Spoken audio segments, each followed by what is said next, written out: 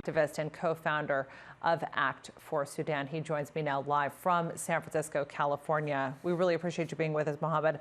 I want to first start by getting your reaction to this exchange here and what you think may have motivated the U.S. administration to strike such a deal.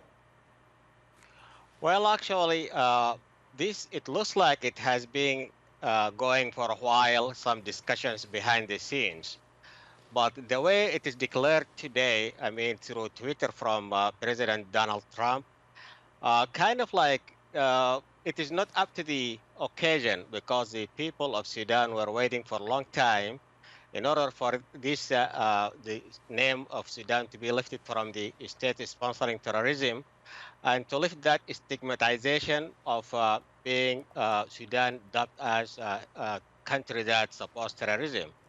But more than that, actually, there are a lot of hardships and financial difficulties, especially the new government, which actually this came after toppling the old regime, is having hard time in order to really meet the obligations towards the people as far as the finance and economy, and just to alleviate, I mean, the hardship of the people.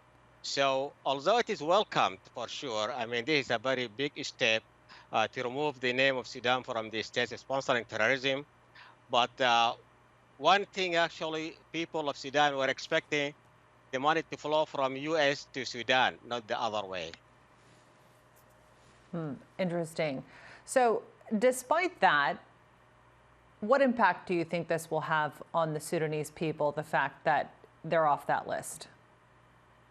At this minute, this may not be kind of like material or immediate reward of this lifting of name of Sudan from the state sponsoring terrorism.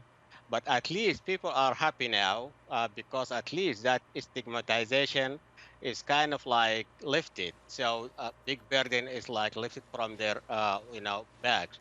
But at the same time also, this is just announcement.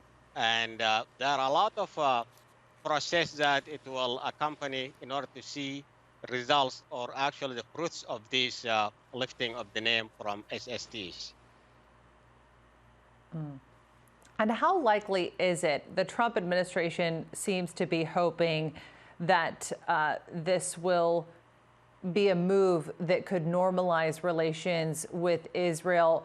How likely, if that does happen, are we to see that?